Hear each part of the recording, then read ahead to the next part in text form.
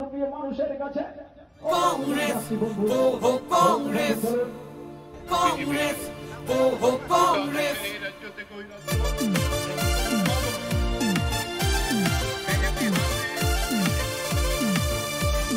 মা বোনেরা ডাক দেয়, ছাত্র যুব ডাক দেয়, শ্রমিক কৃষক ডাক দেয়, কর্মচারী ডাক দেয়। মা বোনেরা ডাক দেয়, ছাত্র যুব ডাক দেয়, শ্রমিক কৃষক ডাক দেয়, কর্মচারী ডাক দেয়। এই বিজেপি আর না, এই জুমলা আর না, এই বিজেপি আর না, এই জুমলা আর না।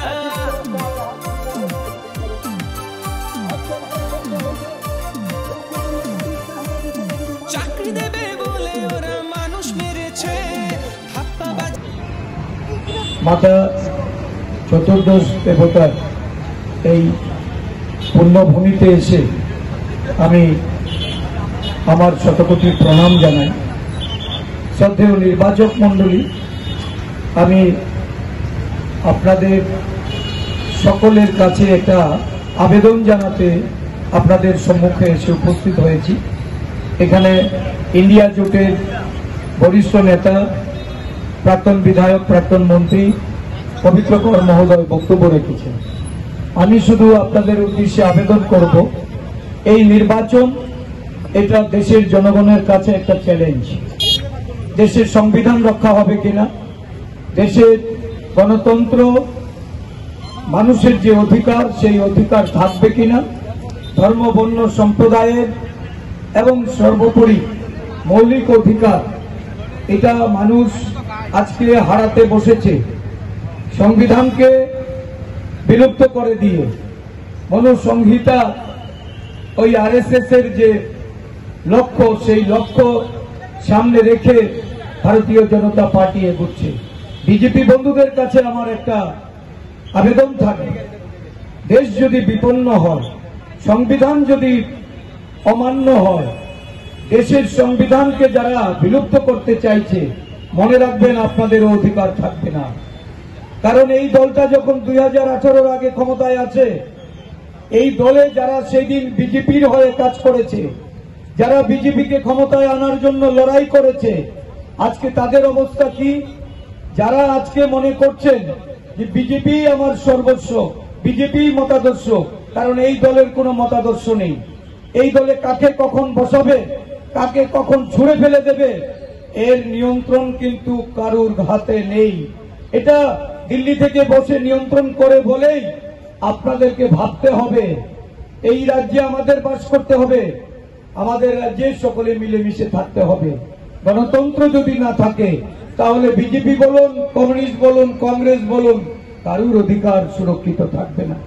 এই অধিকারকে সুরক্ষিত করার জন্য আগামী দিন এই রাজ্যে একটা শান্তি, মৈত্রী এবং সম্প্রীতির বাতাবরণ যাতে দেশের মানুষের সঙ্গে এই রাজ্য থেকেও আমরা দিতে পারি, আমরা ইন্ডিয়া জোটের পক্ষ থেকে আবেদন করে গেলাম। 19 এপ্রিল আপনার মূল্যবান ভোট হাতটাকে খাটোনা করলো, সমান গুরুত্ব না। কিন্তু এবারকার যে নির্বাচন, এটা অস্বাভাবিক গুরুত্বপূর্ণ নির্বাচন। এটার উপর নির্ভর করবে আগামী দিন আপনি একজন নাগরিক, ভারতের একটা নাগরিকের মৌলিক অধিকার, স্বাধীনভাবে বাঁচবো, স্বাধীনভাবে চলবো, স্বাধীনভাবে আমার কাজ আমি করব এবং স্বাধীনভাবে জীবনযাপন করব। এই যে অধিকার, সম্মান, মর্যাদা, এটা টাকার অঙ্কে পাওয়া যায় না, এটা অর্জন করতে হয়। দেশের স্বাধীনতা সংগ্রাম করে আমরা এই অধিকার অর্জন করেছি। আজকে এই অধিকার সম্পূর্ণভাবে আক্রান্ত, লুণ্ঠিত। কথা বলতে পারে না, স্বাভাবিকভাবে চলাচল করতে পারে না, স্বাধীনভাবে জীবন যাপন করতে পারে না। একটা অস্বাভাবিক অরাজক পরিস্থিতি গোটা ভারতবর্ষে তৈরি হয়েছে। এখানে মানুষের সম্মান, মর্যাদা সম্পূর্ণভাবে আক্রান্ত। মন্ত্রিসপুর এবং মামলায় তাতে এই সকালবেলা আমরা পরিক্রমায় বেরিয়েছে। প্রার্থী আমাদের সঙ্গে আছেন। আমরা যেটা বলবো, আবেদন করব যে এই 10 বছরের বিজেপির শাসন গোটা দেশকে শ্মশানে পরিণত করেছে। কোনো চাকরি নেই, রেগার কাজ নেই, মূল্য বৃদ্ধি, আমাদের সংবিধান আজকে আক্রান্ত। গণতন্ত্র আক্রান্ত দুইজন নির্বাচিত মুখ্যমন্ত্রীকে জেলে ঢুকিয়ে দিয়েছেন। বিরোধী আওয়াজ সেখানে বন্ধ করার জন্য এই কাজ করছে। এবং আমরা বলবো যে এই রাজ্যের মধ্যে 6 বছর এখানে গণতন্ত্রের চিহ্নটুকু নেই। গত 23-এর নির্বাচনেই এই সরকার বিদায় হতো যদি সেখানে ওই চক্রান্ত করে প্রদ্যুৎ কিশোর দেববর্মনকে শিকন্ডি দাঁড় করিয়ে ভোটের বিভাজন না করাতে পারত।